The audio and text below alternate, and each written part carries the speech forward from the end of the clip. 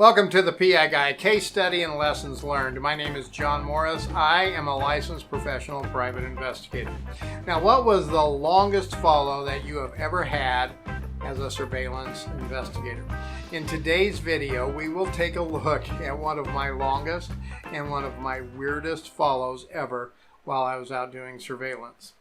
Now, surveillance started in a rural, newer subdivision in southern Colorado. This was an injury claim case where the claimant had said he had a back injury, was unable to work. His restrictions included not bending over, no lifting over 5 pounds, no standing or sitting for more than 15 minutes. Basically, his claim was that he was rendered bedridden due to his injuries at work. Now I show up at the residence on a Friday about 6 o'clock in the morning. It's late in the summer, like late August or early September. Typical weather for Colorado, cool mornings and hot afternoons. Upon arrival, I observed a large pickup in the driveway. Garage door was down. There was one interior light. I established good surveillance position down the street, a ways away where I could watch the residence. This seemed to just be a typical surveillance. Nothing really stood out. But was I ever in for a huge surprise on this one? Shortly after 8 a.m., I see the garage door open. A male walks out and goes to the pickup. He grabs what looks like a large cooler out of the back of the pickup and he carries it to the front yard. And then I see him open the lid of the pickup. He starts to pour stuff out. It looks like it was water and a few beer cans. Then he picks up the beer cans. He puts them back into the cooler, then carries the cooler back to the pickup, puts it into the rear of the pickup, then goes back into the garage out of sight. Now hang on, it gets even more mysterious. A little while later, he walks out of the garage, then walks down the sidewalk in my direction. I'm like, oh my goodness, where is he going? Does he know that I'm here?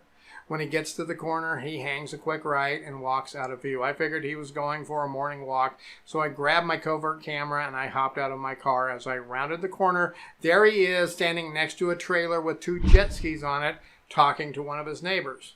Now, I couldn't stand there and get tons of video as this was a residential neighborhood. I'm the stranger and I was fairly close to my subject. He was also represented by an attorney, so contact was a definite no-no. My covert camera is a cell phone model with the camera that points out of the top. So I stood there for a little while. I got about 30-40 seconds of video. Seemed like forever. I just pretend to be texting and then I went on my merry way. I continue my walk. I go around the block and I head back to my vehicle.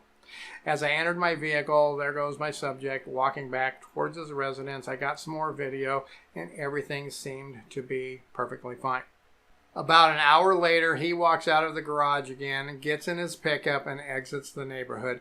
The chase is on. I start my car and I initiated mobile surveillance.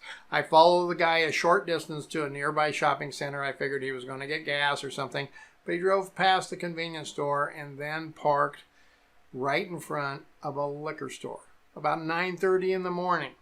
I get video of him exiting his car, walking into the liquor store. After a few minutes, he comes walking out with 2 large cases of beer, stops at the back of his pickup, then he pours those 2 cases of beer into the cooler in the back of the pickup. Next, he goes back into the liquor store.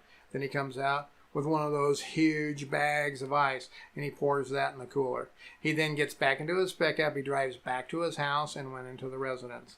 Then I saw a lady leave the house, go into the garage. She drives off out of the neighborhood in a little sedan. My subject did not appear to be inside the car.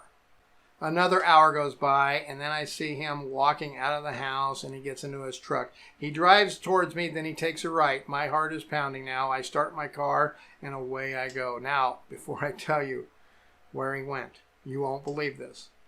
Go down below, hit that thumbs up, and hit that subscribe button. As I rounded the corner, there he was, backing his truck up to that trailer with the water jet skis on it. I was totally caught off guard for a second. I went around the block. I found another place to park, another vantage point. I got about 30 minutes of video as he was hitching up that trailer and trying to secure the load and everything on there. It was amazing video. But wait, it gets even better. After he gets the trailer all hooked up, he pulls it around the block and in front of his house. Just about the same time the lady arrives back at the house, she puts several bags of stuff from her car into the back of the truck. Then she goes inside. A few minutes later, they both come out with several bags of stuff, throw it into the pickup, enter the pickup, and exit the neighborhood. Now I am like, alrighty, road trip, folks. It is time. This is going to be a good one. First stop, a convenience store. He fills up his pickup with gas, he fills up the jet skis, and fills up a couple of large gas cans on the trailer. Then back on the road. I was trying to get video and search the internet for nearby lakes, so I might have some kind of an idea where they might be going. Now, they drive directly to a freeway, which made me feel a little more comfortable, as following somebody around, driving real slow, pulling a trailer through residential streets is a bit nerve-wracking. But wait, my nerves haven't been racked yet. You won't believe what happened.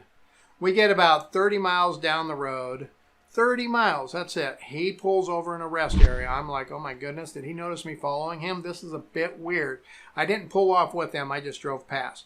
Now, I know this stretch of road pretty good, and I knew that there were emergency turnaround points every few miles. So I pulled over, I grabbed a little bit of video of him as he parked. He got out of his truck and he went into the restroom area. I'm like, man, shouldn't you have gone before you left there, buddy?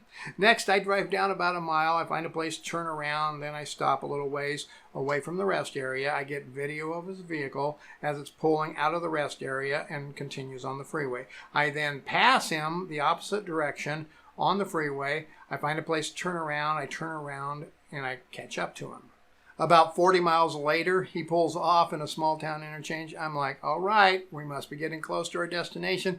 Then he pulls into a convenience store. But wait, he can't need gas. They have tons of food and stuff. What's going on? I find a place to pull over. I videotape him as he enters the store, and then he comes back out a few minutes later. He enters his pickup, and he gets back on the freeway, and he heads on down his merry way. I'm like, this is pretty weird. Now, about 30 miles down the road, he goes and he pulls off the freeway again. This time he pulls into a truck stop. So I pull up to a gas pump that time, and I go ahead and I decide maybe I better make myself a quick pit stop, and I go into the truck stop.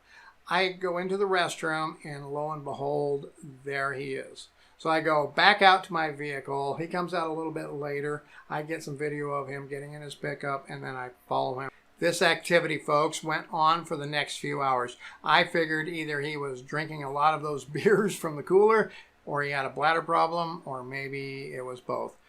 It made for a very interesting and a very tense follow, I have to say.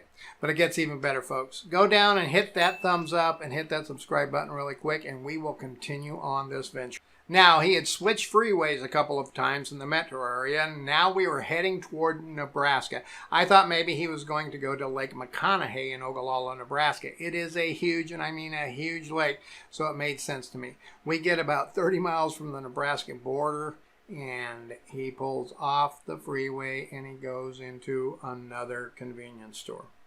Now, I took the opportunity to get on the phone there, and I called a PI in Nebraska that might be able to help me out. I wasn't licensed in Nebraska, and I knew that I could follow him for a short period, but if a lot of surveillance had to be done in Nebraska, I was going to need a PI that was licensed in Nebraska. After he left the convenience store, he didn't get back on the freeway. He got on a highway heading out of town.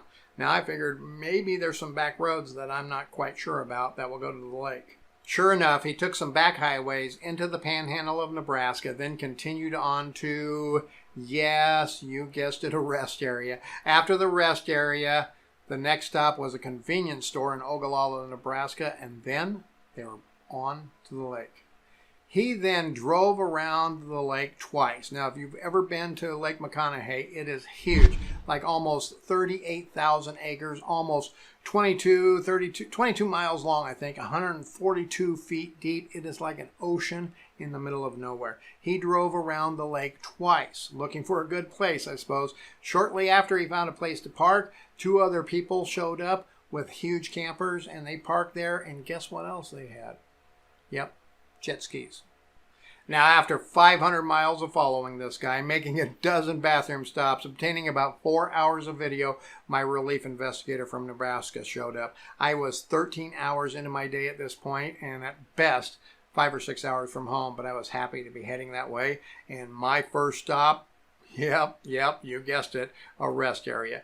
My Nebraska PIs got over 10 hours of video that weekend on this guy, racing his jet skis, drinking beer, playing volleyball, barbecuing, you name it, they did it. The client was ecstatic. The outcome, further claims were denied. The claimant even agreed to reimburse the insurance company so he didn't have to face charges. I imagine he probably had to sell his jet skis and his pickup to even do that. Now go down below, hit that thumbs up, hit that subscribe button. Here are 2 more videos for you to watch. And remember folks, stay safe out there.